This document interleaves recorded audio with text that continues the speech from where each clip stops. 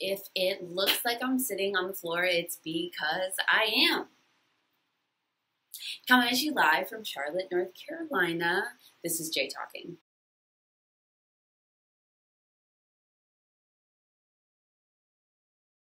We are going to be talking about protesting. As a white person, is protesting the right thing for you? I don't think protesting is for everyone. When I say this, is because it did take me a minute to realize what the protesters are doing and why they were doing it. Now, we all had the same understanding, the same reason to be out there, but the 2 different nights I was out there, there were 2 different methods of protesting. And you really had to understand why those methods were being used. So if you're not willing to be a white ally, go out to the protest, figure out why exactly they're protesting the way that they are, you're not really for the cause that that protest is doing. And it might be best for you to find another protest. Or it might be best for you not to protest at all and do education and research and talk to your family members. There's lots of ways that people are giving back as white allies without getting out in the streets. But if you are going to get out in the streets, you need to make sure that you're helping, not hurting. I was hurting. Me. I fucked up. Me. I was the mistake on night 2 of the protest. That was a Blair thing. The first night of protesting was really just kind of seeing how Charlotte protesters are yelling. I know that I had live footage of the cones being thrown and cylinders that kind of block off during construction work downtown. Protesters were putting those and blocking the road with those. The first night I kind of didn't understand it, honestly. I didn't understand why we were putting cones in front of cars. Why are we putting cones to block off the roads? What are we doing? So the second night of protest, I again went out and I was by myself. This time I was not really as nervous. The reason being is because I kind of knew that if you were with the pack, you were with the pack. You may not know anybody, but there's no way that you are going to be left behind. There's no way that any altercation is going to happen without other involvement from the protesters that you were with. During the protest, I watched as people moved cones in front of cars, residents. People were just driving on the streets of downtown. And as we marched down those streets, people were putting cones in front of cars. At one point I moved a cone because a driver was trying to make a left-hand turn. A girl from the back, and a few minutes later, yelled, "Who moves the cone?" And I said, "Oh, I moved the cone." Because I moved the cone. And she didn't say anything after that.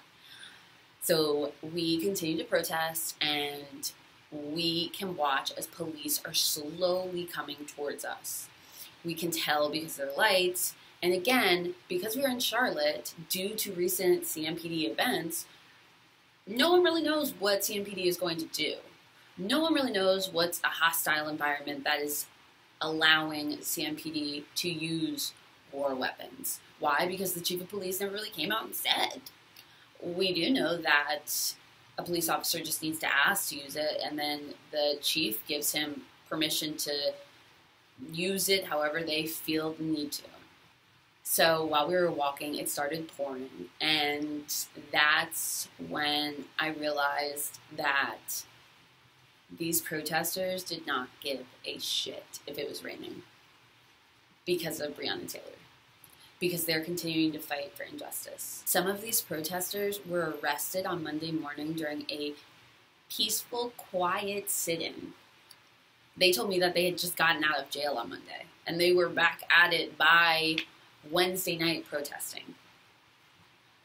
As we walked in the rain, I spoke to a girl. Her name is Melissa, and I asked her, I said, "Hey, why are you the girl who asked who moved the cone?" And she said, "Yeah." And so I said, "Hey, no disrespect, I didn't mean to move the cone. well, I did mean to move it, but like, why shouldn't I?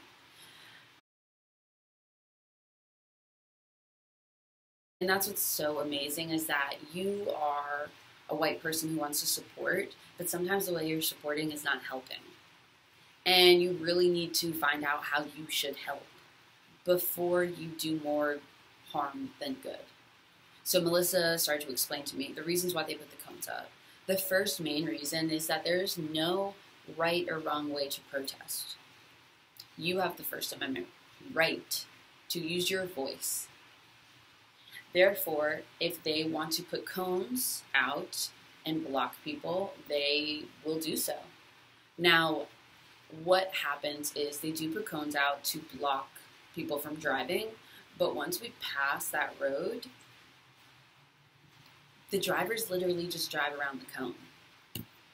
It's not like we're preventing them from getting to where they need to go. They just literally have to do this.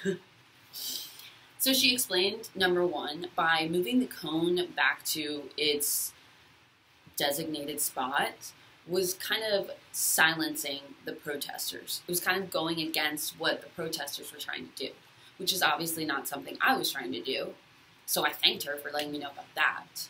The other thing, I told her I've just moved to Charlotte. Chapel Hill's protests were not really dangerous at all. So I have no idea what I'm getting into, and Melissa had no problem giving me some information. Another reason Melissa said that they put out the cones and barriers is to allow them more time if CMPD runs up on them. Or if another resident gets upset and they decide that they are going to hit a protester. It allows them a little bit more time to get out of the way. So there are protesters out there who have disabilities, they may have asthma, they may take a little bit longer to walk across, anything. And they are trying to be as peaceful as possible. And in order to be as peaceful as possible, they are putting these barriers up so that they have time to get away if anything were to get heated. Again, this protest was very peaceful. No one was breaking anyone's business, walls, windows, nothing like that. What they were doing was moving property, tax dollar property, onto the middle of the road, which would then be moved by CMPD because they wanted to make sure that they were staying safe. Again, the protesters are looking out for each other.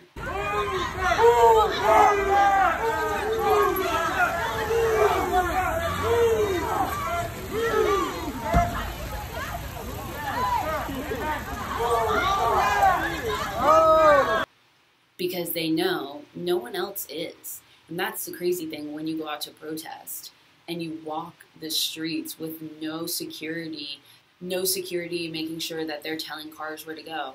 It's not like that. You're literally just stopping cars with your body. And that's scary.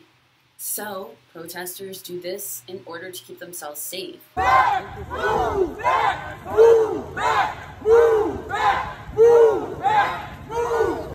Because again, using our First Amendment right, we have the right to protest. If you do not like the way that they are protesting, then by all means start your own protest and do what you think is best. But for the white community, we need to remember that we are not the movement. We are not part of the movement. We are what caused the movement to be needed. So we are the cheerleaders, the background music. We are the people who is just making sure that Black women and men are safe during these protests. So if you do not like the way someone is protesting, you should definitely find another way to protest and make sure that way is the safest way and the best way to be heard, not from your white voice, but from the Black community. A big thing that the Charlotte community needs during these protests are waters, Gatorades, snacks, really anything while they're protesting, because I promise you, after 2 miles, you are tired. You are chanting, you are screaming, and it does get exhausting. So it's important, if you can, to help out I will add the links to all the nonprofits that are involved in the protests. One thing that I have learned this week as a white woman who has wanted to support and be a great ally is, should you be protesting? And if you should be, you need to understand what tactics and why the protesters are doing certain things so that you are helping, not hurting. Live from J Talking, this is Blair Kittrick on the floor.